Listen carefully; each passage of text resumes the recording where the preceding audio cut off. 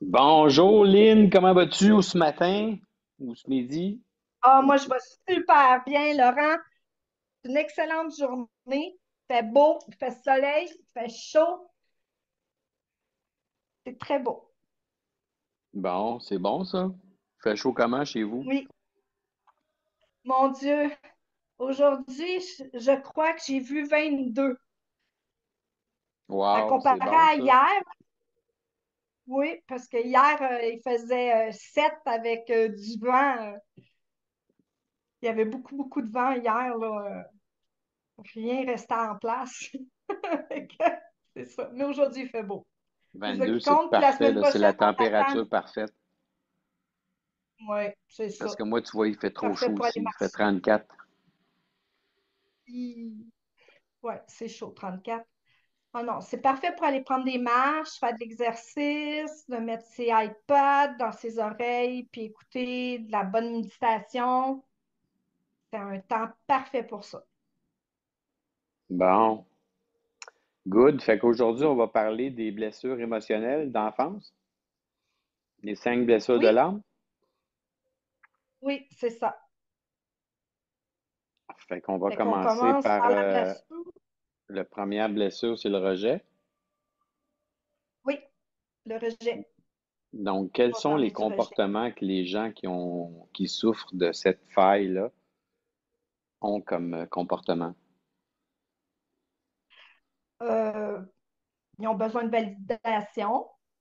C'est des personnes qui sont pas capables de dire non jamais, sont toujours au devant, ils sont jamais capables de dire non. Ils ont peur de déplaire, de se conformer aux attentes, à l'acceptation.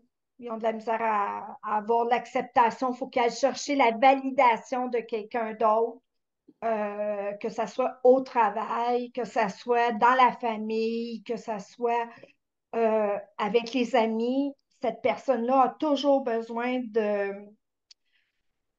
plaire. Il faut qu'elle plaise parce qu'elle n'aime pas être rejetée. Fait que c'est quelque chose qui vient la chercher, cette personne-là. Il vient la chercher.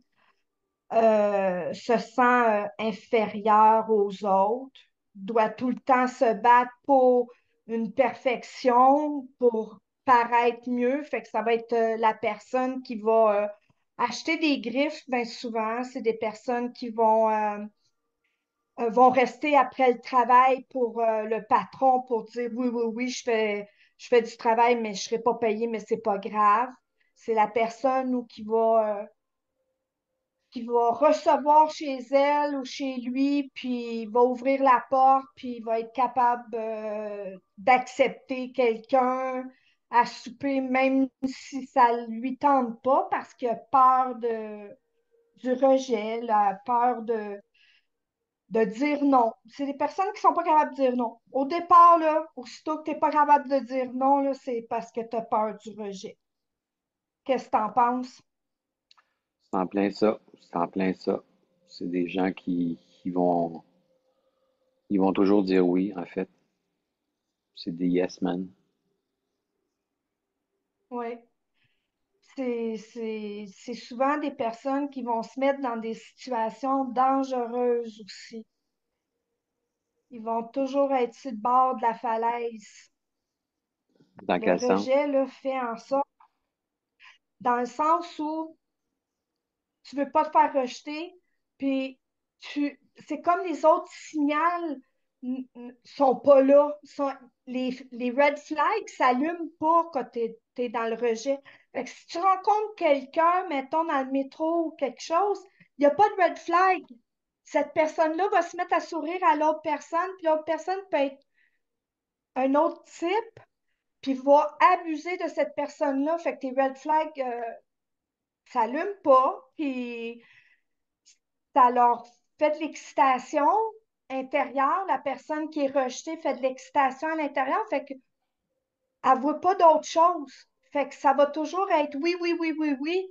Même si l'autre personne vient chez nous, tu la connais pas, va partir avec cette personne-là. On va y offrir un verre dans un café ou ils vont l'accepter. Les red flags sont jamais là. Jamais, jamais tu peux travailler avec un patron, puis le patron va te demander de rester le soir, puis tu vas dire oui. Le patron va venir au bureau, va te mettre une main sur l'épaule, même si tu sens ce petit truc-là dans le ventre, mais tu vas l'accepter. Tu ne seras pas la personne qui va dire t'enlèves ta main de là. Tu sais, parce que tu as peur du rejet, tu vas avoir peur de perdre ton emploi, tu vas avoir peur de perdre tes amitiés, tu vas avoir peur de rencontrer d'autres mondes. C'est ça, là. Tu dis oui à tout. Fait que Fait que quand tu avais ton dans ami une relation, narcissique, comment elle s'appelle, là, celle qui s'est mariée, là? ouais, mon ami, Elle ouais, s'organisait tout le temps pour c'est s'inviter ça. à souper chez vous. Tu Ouais, disais tout le temps puis oui. oui, je disais tout le temps oui. Je disais tout le temps oui. Puis c'est elle qui choisissait le Puis, à menu. m'a télé... Ah non, une chance, c'était pas elle, mais encore là, si je faisais quelque chose qui déplaisait dans la nourriture, c'est sûr qu'elle me laissait des petites traces dans son assiette. Fait que, puis là, il y avait le petit commentaire là, désagréable qu'elle dit, ben, moi, là, je mange comme un moineau. Fait que, puis là, elle repoussait l'assiette, puis là, elle me laissait des affaires qu'elle aimait pas.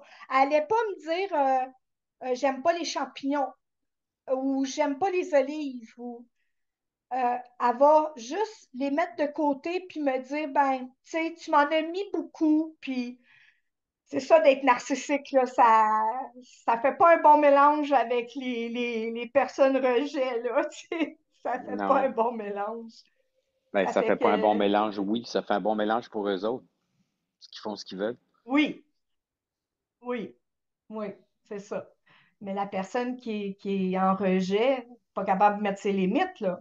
Non, Fait exactement. que, on met pas de limites, puis on accepte tout, puis on accepte qu'on ne me parle pas pendant 3 semaines, on m'appelle, puis hein, je cours, puis je vais, euh, je vais la voir, puis c'est vraiment triste. C'est vraiment triste. Mais c'est avec ces expériences-là que j'étais en train d'apprendre énormément, énormément. Puis là, tu as fait de l'hypnose sur ça, sur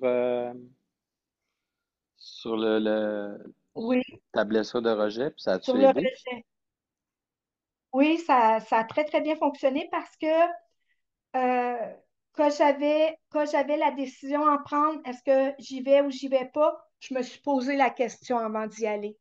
Fait que oui, c'est pas mon rejet, là, il y a encore une petite partie en dedans de moi, là, mais j'ai pas, j'étais sur l'autoroute, puis je me suis posé la question, est-ce que j'y vais ou j'y vais pas? Puis c'était, si ça serait moi, j'aimerais ça que quelqu'un serait là.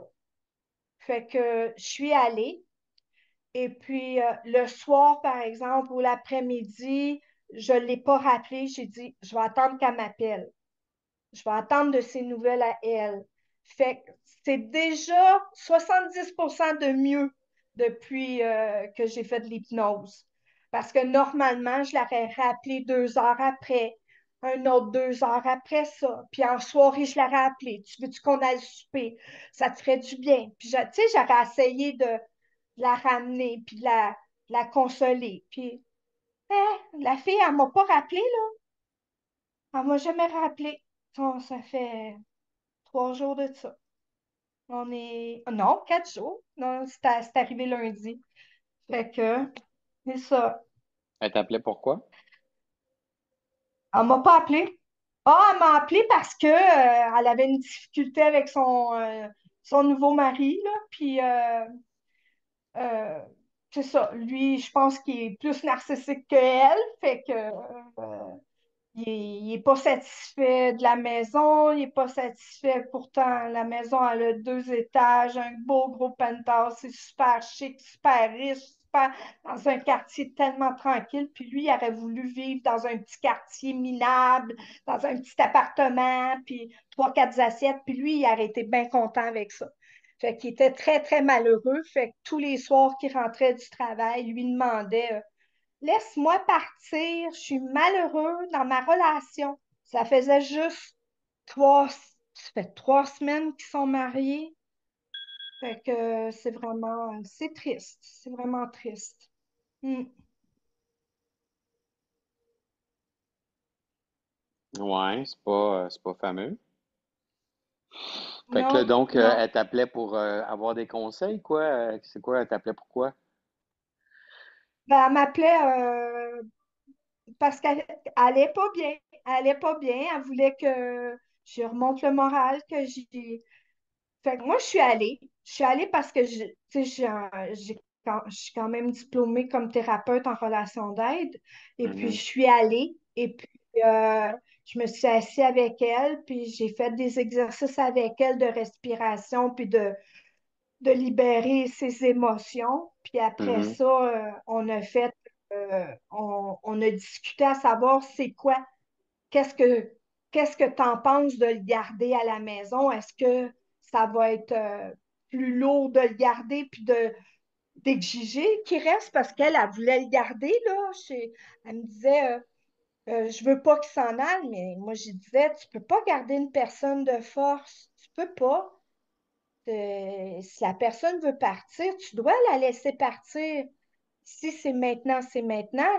Tu dois pas attendre dans 2 ans puis que ça soit autre chose, là, tu sais, puis moi, quand j'ai rencontré cette personne-là, j'ai analysé qu'il y avait des gestes très agressifs, puis je l'ai rencontré une fois, 45 minutes, puis fait que la prochaine fois qu'elle va m'appeler, ça va être probablement un peu trop tard, soit qu'elle va être à l'hôpital, soit qu'elle va être dans un centre de femmes battues, ou elle va me téléphoner, puis elle va être bien amochée, là, parce que le monsieur n'est pas juste narcissique, là. Il est violent verbalement, physiquement. Fait que, ben, c'est un narcissique, un pervers narcissique, c'est ça. oui, oui. Mais il y a des personnes narcissiques qui vont être violentes verbalement, mais pas physiquement. Non, non, je comprends. Ou, Comme elle, justement. oui, comme elle m'a jamais frappée, tu sais, elle m'a jamais, mais psychologiquement, par exemple, elle était capable de venir me chercher. Ben Fait que, oui. c'est ça, la nécessité, là, ils sont capables de. Puis, il y a un moment donné, elle venait d'emménager dans sa belle maison, puis là, elle me disait, oh, j'ai pas vendu l'autre, fait que je vais avoir tant de paiements. Puis là, je disais, ouais, mais tu as tant d'argent à la banque, tu sais, tu devrais pas stresser. Puis là, étant thérapeute, tu sais, je demande tout le temps, qu'est-ce qui te stresse? C'est quoi le sentiment de manquer d'argent? Puis au lieu de répondre à son intérieur, tu sais, moi, je cherchais une réponse de son intérieur, elle m'a répondu, toi, tu es habitué à la misère, tu as toujours vécu dans la pauvreté, tu connais pas ça de ne pas manquer d'argent. Mais moi, là, j'ai pas connu ça de manquer de l'argent. Je serais pas capable de manquer de l'argent. Mais toi, tu es habitué, par exemple. Puis je l'ai regardé, j'ai dit, je suis désolée, mais tu me connais vraiment mal. J'ai jamais manqué d'argent, là. Je suis peut-être ministre, mais c'est ma façon à moi de vivre. J'ai pas Mhm. besoin d'un condo, j'ai pas besoin d'un gros char, j'ai pas besoin de griffes, j'ai pas besoin de 100 000 dans mon compte de banque, là. Moi, je suis bien avec ce que j'ai. Tu sais, des fois, la richesse, c'est juste dans le cœur, hein. C'est ça que j'ai dit à la personne. Habituellement, j'aurais pas été capable de répondre. Je m'aurais mis à pleurer. Je serais partie, j'aurais été triste, je serais rentrée chez nous, je serais en bébé fœtus. J'aurais la couverte par-dessus la tête pendant 3 jours. Puis, tu sais, là, j'aurais été la victime d'une narcissique. Fait que non, l'hypnose, là, ça change une vie. Ça change la perspective d'une vie. Ouais. Fait que, ouais. C'est sûr qu'avec la faille de rejet,